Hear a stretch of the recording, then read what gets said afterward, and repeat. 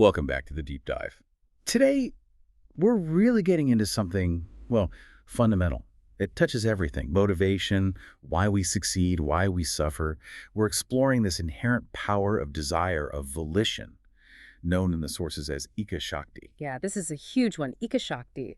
It's basically the prime mover, isn't it? It's that raw, unfiltered energy of wanting something, the will to even exist, the drive behind every action. Exactly. And our mission today really is to understand how this vital, precious energy, this engine, gets damaged Mm. constantly, usually by swinging between two extremes. Right, the classic culprits. Suppression on one side and indulgence on the other. And crucially, we want to map out that middle path, the way to actually heal it. Yeah, because we have this engine, Ika, that we literally need for life itself. You can't do anything without it. But our behavior seems to trap us in this pendulum swing that just causes damage. hmm The sources call it the oscillation effect, this constant damaging back and forth. And I think if we can really unpack how that damage happens. Then the solution becomes clear. Exactly. And the solution we'll be focusing on is crystallized in a key practice, Ishwar Prachithan. It sounds complex, but it's essentially about offering yourself completely to the Supreme Self. Okay, so by understanding how the ego, the ahankar as the sources call it, how that twists Iccha Shakti. We can then use this practice, Ishwar Prachithan, to sort of stabilize that power, find a way out of that loop, that destructive cycle, and that path ultimately leads towards stable wisdom.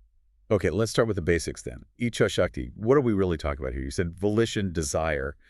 The sources define it as the wanting of the me or the I. Yeah, and that Shakti part is key. It means power, energy. And Iccha itself, it's a really deep Sanskrit word. It's not just, wanting a cup of tea. Right. It covers wanting, craving, longing, even hankering after is a good translation. And importantly, it's the demand for a particular experience. It's that pull towards engaging with the world, towards sensation. How does that square with, say, Western ideas like willpower or maybe even Freud's concept of libido? Is it similar? It's related but different. Western willpower often emphasizes the control aspect, the ego overriding impulses. Iccha Shakti is more like the source energy itself. It's the raw power, the fuel that drives both the impulse and the will to control it. Think of it like the steam in the engine before you even think about the controls. Got it. And the sources are really clear on this. Without this Shakti, this inherent drive, you couldn't do anything. Not even take a breath, apparently. Wow. Yeah. It is, without question, the necessary engine of activity. It's that fundamental. Okay, so if it's that essential, that fundamental, why do so many spiritual paths seem to talk about getting rid of desire, suppressing it? It sounds like, based on what you're saying in the sources, that would just stop everything. It absolutely would. Or worse, it leads to this kind of internal revolt. Iccha is the motivation. It's the driving force. Trying to kill it is, well, it's a misunderstanding of its nature. So what happens if someone genuinely has no desire? The sources actually see that as a serious problem. Like, a state of apathy or total inertia needs intervention. Desire, Iccha, is framed as a blessing. It's the fuel within. It's the life spark. Life spark, I like that. Let's trace it back then. It's not just wanting, say, a new car or something. It's more primal. Oh, absolutely. It goes right back to the simple urge to be. The sources talk about jigivisha. Jigivisha, what's that exactly? It's that instinctual, fierce desire to survive, to cling to life, It's deep, rooted in the primitive brain, the limbic system. All living things have it. Like an insect trying to escape. Exactly. Or even a plant twisting towards the light. That's jigivisha. It's that raw will to live, to continue. And without that, well, we wouldn't protect ourselves. We wouldn't exist. Precisely. We wouldn't protect the body, find food, shelter, certainly wouldn't reproduce. It's absolutely essential for just navigating the physical world. So that desire to protect yourself, to take the next breath, that's Iccha in its most basic form. Okay, so accepting that necessity seems crucial, which leads to the big point about the goal. It's not about destroying desire. Absolutely not. That's a key takeaway. The purpose of human life, according to these sources, is not to kill desires. If you try, well, it's a losing battle. The sources say if you try to kill your Iccha, the Iccha will kill you. That's pretty strong. It is. Because suppression is just. Yeah. It's futile in the long run. It causes internal fragmentation, neurosis. It's like trying to hold a beach ball underwater. Yeah, eventually it pops up, probably hits you in the face. Exactly. You can't destroy energy. It's a basic law. So if you can't destroy it, you have to redirect it. Transform it. That's the word, transmutation. That's the real purpose. Transforming the raw energy of Iccha into something higher, into divinity, into a connection with a higher reality. The Shakti, the power within the desire, isn't waste. It's meant to be fuel for bhakti, for devotion. So you use the force of wanting, but you aim it towards the divine. Precisely. You harness that power. You use the energy of longing, but you long for connection, for truth, instead of just fleeting experiences. And this applies even to those really deep-seated patterns, the stuff we're barely conscious of, the vasanas. Yes, absolutely. Those vasanas, the embedded habits, the emotional triggers, the deep psychological grooves, they hold huge amounts of this Iccha energy. Right, they drive our reactions. They do. If you just leave them alone, they run the show. But if you bring attention to them, if you apply the right kind of spiritual framework, that energy can be transformed. It's potent stuff. It can become sadvasana, good desires, helpful tendencies. So desires that actually pull you towards spiritual growth, not away from it. Exactly. The energy is fuel. It's just about learning how to refine it and point it in the right direction. Uplift it. Don't try to kill it. Okay, so we've got this essential engine, Iccha Shakti, vital energy. But then there's the spanner in the works, the ahankar, the ego. How does the ego actually mess this up? How does it corrupt Iccha? Well, the ahankar is the sense of I, right? The identifier. So when a desire, an Iccha, arises, maybe just the impulse to drink water, the ahankar immediately jumps in and says, okay, I want this. It personalizes it. Exactly. It appropriates the energy, and it's this personalization, this I want or I need, that drives the Iccha into those two destructive extremes. The ego insists on either total control or like total expansion of the experience. And the damage isn't trivial. The sources say this is one of the central problems of civilization. Yeah, it's framed as incredibly significant. It constitutes the bandhan of Maya, the illusion that keeps us trapped in these cycles of suffering and dissatisfaction. It's a huge deal. Okay, let's break down the first extreme, the one people often mistake for being virtuous. Suppression or over-suppression, trying to control it too much. What does that look like? Suppression is basically the ego trying to clamp down hard on a natural desire because it conflicts with some other idea the ego has, like I shouldn't want this, or this is bad for me, or good people don't feel this. So it creates an internal battle. Yeah. The pizza example was classic, but you mentioned ambition too. Yeah, let's use ambition. The pure Iccha might be, I desire to achieve something, to be recognized. That's a natural drive. But then the ahankar comes in with all its baggage. Oh, but success is stressful, or I'm probably not good enough, or even wanting success isn't very spiritual. So the ego tries to shut down that natural drive. Right. It tries to suppress the ambition instead of transforming that energy into, say, skillful action, kriyas, towards a worthy goal. It just pushes it down. Exactly. And the person might look calm or modest on the outside, but inside that desire is still churning. That suppressed energy doesn't vanish. It just gets twisted. And finds other ways out. Often, yeah. Passive aggression towards successful people, maybe self-sabotage, or becoming really critical of others' achievements. That's the rebound effect we talked about. Right, the rebound. That seems key to why suppression is so damaging. You're not changing the desire, just bottling it up. You're just bottling it up under pressure. It will rebound, bounce back, twist, turn, and grow. It creates this constant internal friction. You're fragmenting yourself because one part wants something and another part is violently denying it. And the mind hates that lack of completion. It really does. It wants to resolve the tension, which leads to that fascinating point the sources make about dreams. Ah, yes, the dream state relapse. It's such a clear illustration. You spend all day rigorously suppressing a desire. Maybe it's for junk food, maybe it's for watching trashy TV, whatever. You use willpower, you feel righteous, but the Iccha is still active. So when you sleep and the conscious ego sensor relaxes, boom, the mind pulls up the memories, the fantasies, and you indulge fully in the dream state. So you're still doing it, just unconsciously. The relapsing in your dreams, because the underlying energy, the Iccha, was never transformed. It was just controlled. Temporarily, the energy is still there, just waiting for an outlet. Which often leads directly to the other side of the pendulum. Indulgence. Overshooting the mark. The ego trying to expand the experience without limits. Exactly. If suppression is the ego saying no, indulgence is the ego saying more, never enough, when that wave of experience, the taraga, hits. The wave, okay. When that wave of pleasure or satisfaction connects with the ego, the ahankar, its immediate reaction is to amplify it.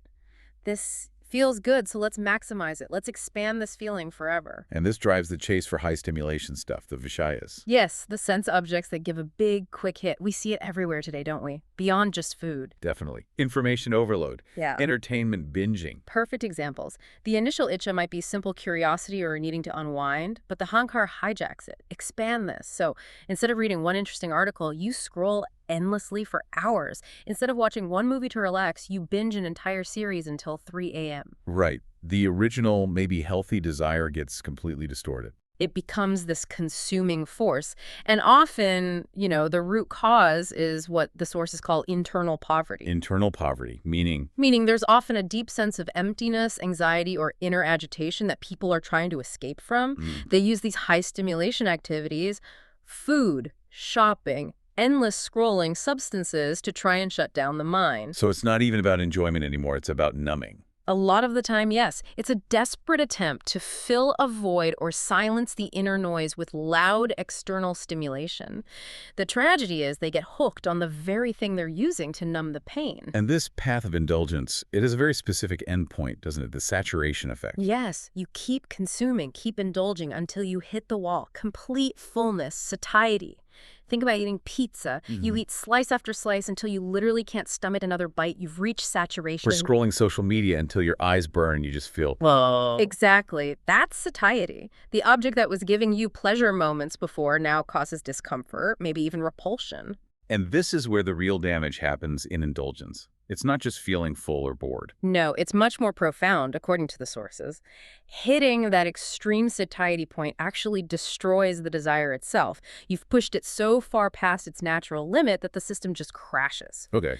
And here's the critical part. By destroying the desire, you are also destroying the vital Shakti inside the desire, that precious life energy, the fuel. It's not just used up, it's annihilated in that specific context. Wow. So it leaves you empty. Worse than empty. It results in what the sources call a wave of dislike. You push the plate away, throw the phone down, ugh, I don't want to see this anymore. That destruction of the Iccha Shakti itself is the fundamental damage of indulgence. You've burned out the engine. Okay, so we have suppression building pressure, leading to rebound. And we have indulgence burning out the energy, destroying the Shakti. And the constant movement between these two. That's the oscillation effect. That's the trap. The swinging back and forth endlessly between trying to control yourself rigidly and then losing control completely. Like crash dieting and then binge eating. Classic example. Or maybe, working insanely hard for weeks, totally suppressing any need for rest, suppression, feeling productive, and then inevitably crashing and doing nothing for 3 days, indulgence burnout, followed by guilt, and back to overworking. It's exhausting just thinking about it. And the sources mentioned this mirrors patterns seen in psychology. Very much so, especially in addiction cycles. That pattern of relapse, the inability to find a stable middle ground, it's the same dynamic. Control, loss of control, guilt, repeat. And the crucial point is that both sides are the problem, right? It's not just the indulgence, the suppression is equally part of the damaging cycle. Absolutely. They feed each other. The person caught in this oscillation, they're never really present. They're either white-knuckling it through suppression, dreading the inevitable slip, or they're lost in the indulgence, already anticipating the guilt that will follow. It's a constant state of instability. So what are the deeper consequences of living in this constant swing? You mentioned it affects energy systems like the chakras and kundalini. Yes. The impact is described as quite severe on the subtle energy body. This constant jarring shift from tight constriction during suppression to chaotic release during indulgence, it fundamentally damages, distorts, and destabilizes the Shakti flowing through you. Okay, how might someone feel that? What would be the signs of that internal destabilization? You'd likely experience things like chronic anxiety, really unpredictable mood swings, feeling scattered or ungrounded. Energetically, the chakras can't find a balanced rhythm. So like the energy in the lower chakras related to security, basic needs might be really volatile. Exactly. 1 minute during suppression, you might feel this false sense of power and control. The next, after indulgence, you crash into shame, lethargy, maybe hopelessness. This chaotic energy flow prevents the smooth, upward potential of Kundalini Shakti. Because Kundalini needs stability to rise safely. It requires profound inner balance, equanimity. This oscillation keeps the energy stuck, thrashing back and forth in the lower centers, rather than allowing it to refine and ascend. It's like trying to channel water through a pipe that's constantly being squeezed and then blasted open. No wonder the sources call this a major binding force. One of the major expressions of the binding in Maya Just keeps people frantically chasing things outside themselves. Running like a mad person, as one text puts it, after sense objects, vishayas in the world, the sansar, never finding any real peace.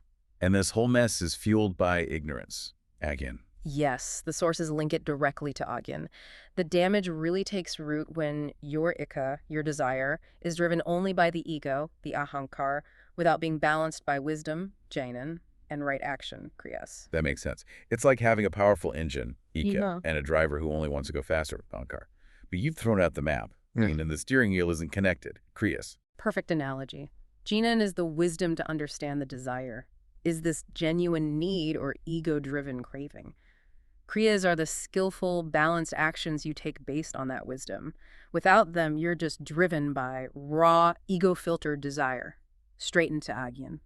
You get lost in the sensory world, mistaking fleeting highs for real happiness. And Iccha Shakti itself gets twisted, reinforcing the illusion, reinforcing Maya's grip. Exactly. The engine starts working against you, digging you deeper into the cycle. Okay. We've definitely established how bad the damage is, how deep this goes.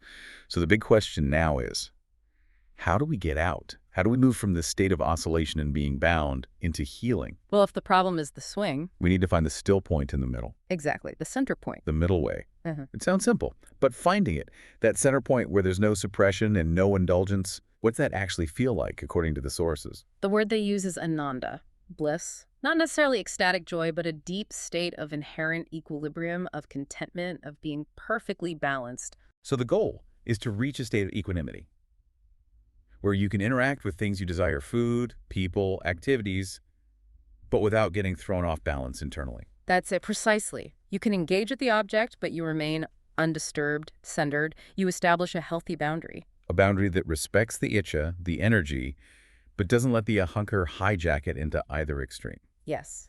And finding this center point, it's not just an intellectual understanding. It's described as a profound self-discovery, a namaskar, like bowing to your own true, balanced nature. And how do you get there? It doesn't sound like something you just stumble upon. No, it's the result of conscious effort, dedicated spiritual practice, or sadhana. The sources also emphasize the role of the guru's grace, guru kappa, selfless service, seva, and that deep reflection on scriptures or teachings, Manan Chintan. Let's unpack those a bit. Chintan's scriptural reflection, how does that help practically? It's not just reading. It's really chewing on the ideas. Thinking deeply about the nature of your own desires. Where do you get caught in suppression? Where do you fall into indulgence? Journaling about it. Contemplating the wisdom texts. Trying to integrate that understanding, that jainan, into how you actually live day to day. And the guru's grace, guru kappa. How does that fit in? The spiritual teacher often acts like a mirror. They can help you see the subtle ways your own ahankar is driving the bus, the patterns you're blind to yourself. That guidance can be crucial in identifying where you're stuck in the oscillation. Okay, so these practices prepare the ground. And they lead towards the ultimate practice for dealing with this, the one you mentioned earlier, Ishwar Prachidan. Yes. Ishwar Prachithan is presented as the core mechanism for really transcending this whole problem. It means the complete 100% offering of oneself. 100%. That sounds tight. It is mind, body, soul, and importantly, all your desires, all your Iccha, offered completely without holding anything back at the feet of Paramatma, the supreme self, the divine. It's the ultimate surrender of the ego's control. Why does that specific act offering solve the problem of the damaged desire? Because remember, the damage comes from the ahankar claiming ownership. I want this, or I must control this, or I need more. When you offer the entire self, including the wanting mechanism, the ahankar essentially steps aside, even if just momentarily. So the ego isn't driving anymore. Right. The whole system of volition and desire is handed over, placed in the context of the divine. When you offer that engine, the Iccha, to Paramatma, the sources say it gets stabilized by that higher power. And crucially, the Iccha Shakti within it is no longer damaged by the ego's extremes. So it's a shift from relying on my own faulty ego control to relying on the divine. Moving away from what the texts call Vashpranidhan, that fragile human, I want this ego-based dependence that always leads to disappointment and oscillation. Right. In other words, offering that entire wanting energy, that dependency, completely to Bhagavan, however you conceive of that God, Shankar, the Divine Mother, the universe. The energy still flows, the desire is still there, but its use is guided, balanced. So the power is still active, but it has a different, more skillful driver. Exactly. That's the path to what the sources call living liberation. And it's seen as the foundation for achieving that unbroken love for the divine, Priyapi Prilakshi. When Bhagavan is guiding the Iccha, the energy serves its true purpose, moving you forward constructively without the destructive side effects. Okay, this is great conceptually, but let's bring it right down to earth. For someone listening who thinks, okay, I see the problem, I like the idea of offering, but how do I actually do it? How do you apply Ishwar Prachan to, say, eating dinner tonight or having a difficult conversation? How does a normal activity become sadhana? Great question. The sources actually offer a very practical, step-by-step approach to basically consecrate any experience. And the key insight is you have to stabilize the mind before you engage with the object of desire. Before, not during. Before, this is crucial, if you wait until you're already experiencing the pleasure, the ahankar has likely already grabbed hold. You need to set the stage first. Okay, that makes sense. So what's the first step? The first step is stabilizing the mind through mantra.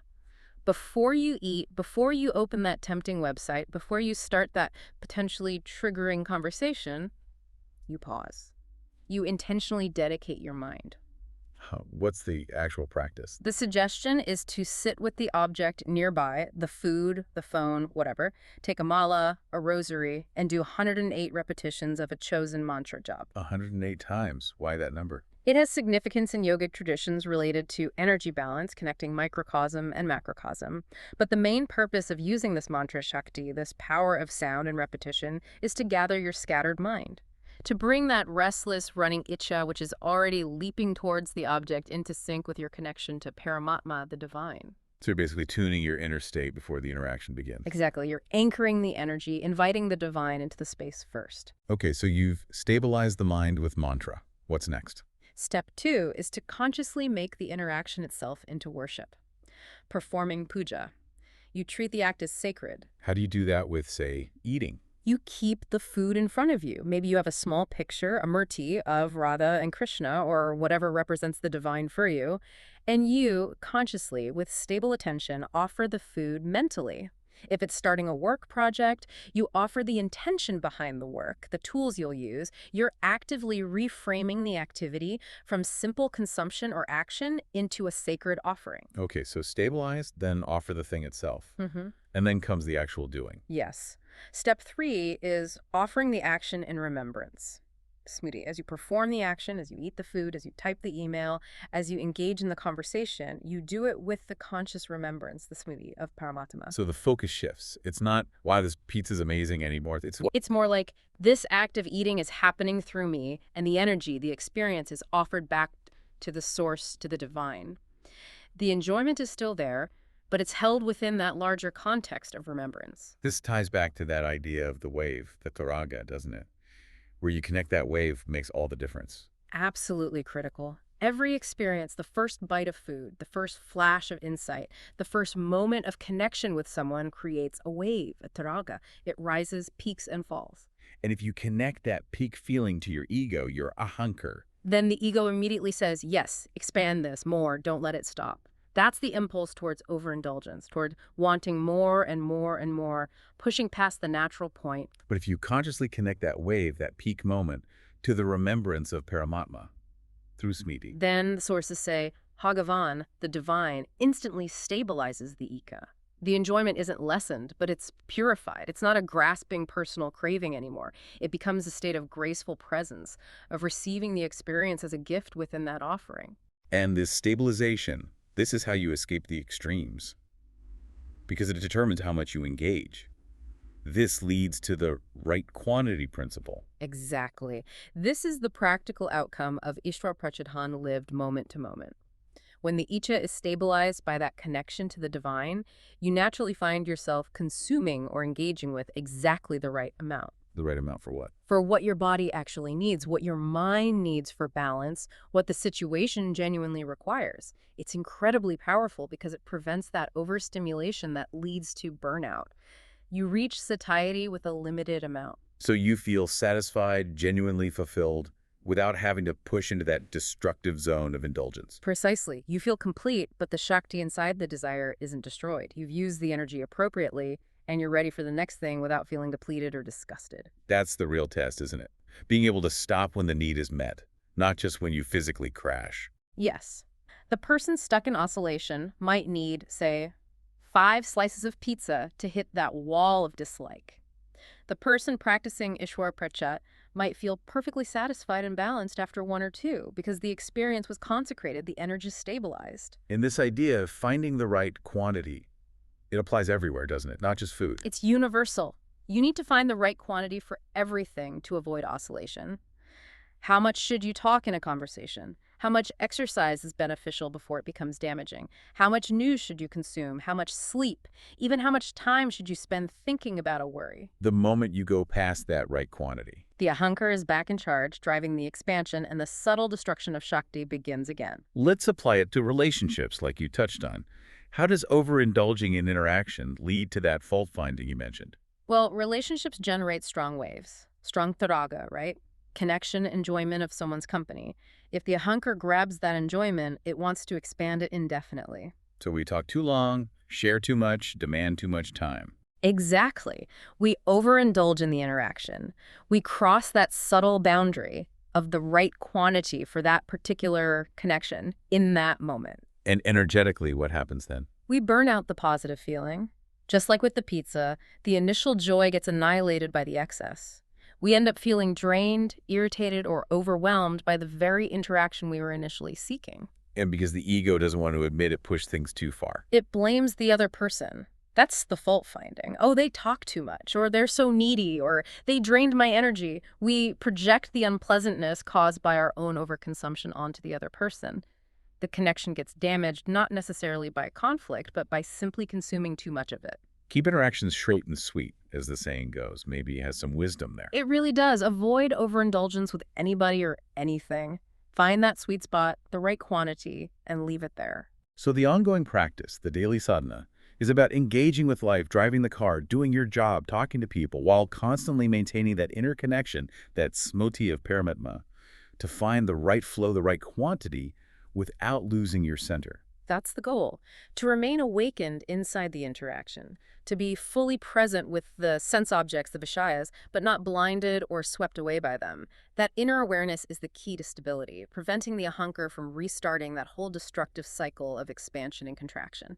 Hashtag tag tag outro. Wow. Okay, so wrapping this up, this deep dive into Iccha Shakti really hammers home that desire itself isn't the enemy. It's fuel. It's essential energy. The damage comes when the ego pushes it to extreme suppression, which just makes it rebound stronger, and indulgence, which actually destroys the energy, the Shakti. Exactly. And the way out of that constant damaging oscillation isn't more willpower in the ego sense, but rather Ishwar Prachitan, that complete offering of our desires, our actions, our very selves to the divine, to Paramatma. And that offering is what stabilizes the Iccha. It allows us to find that elusive equanimity point, that middle way. And practically speaking, it helps us discover the right quantity in everything we do. That's the key.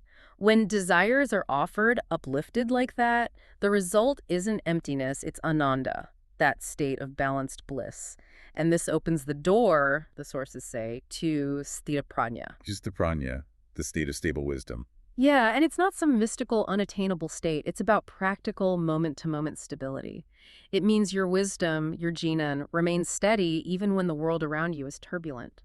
The person living in sthita prajna still interacts, works, loves, eats. But they do it from a centered place. Exactly, because that Iccha Shakti isn't being wildly driven by the ego. It's calibrated, balanced by that connection to the divine. Living the right quantity principle becomes the natural expression of that inner stability. So maybe a final thought for everyone listening. We could use that analogy of navigation. Avoiding damage isn't about dropping anchor and refusing to move, which is suppression. Right.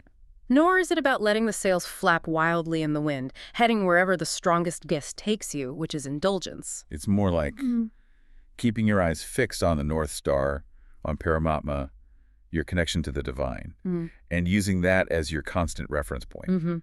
And then skillfully, constantly adjusting the rudder, trimming the sails, finding the right flow, the right quantity engagement with the winds and waves of life, so that the energy of desire, the Iccha Shakti, keeps you moving forward purposefully without capsizing. So the question for you, the listener, to take away might be, where in your life right now are you caught in that oscillation? Think about one specific area. Maybe it's food, maybe it's how you use your phone, Hmm. maybe it's a particular relationship, maybe it's how much news you watch. And could you apply that three-step practice we discussed, stabilizing with mantra, making the interaction a puja or offering, and performing the action with smati, remembrance? Could that help you discover the right quantity for that specific thing? The amount that feels truly balanced and fulfilling, moving you out of Maya's bind and towards that state of stable wisdom, something to reflect on.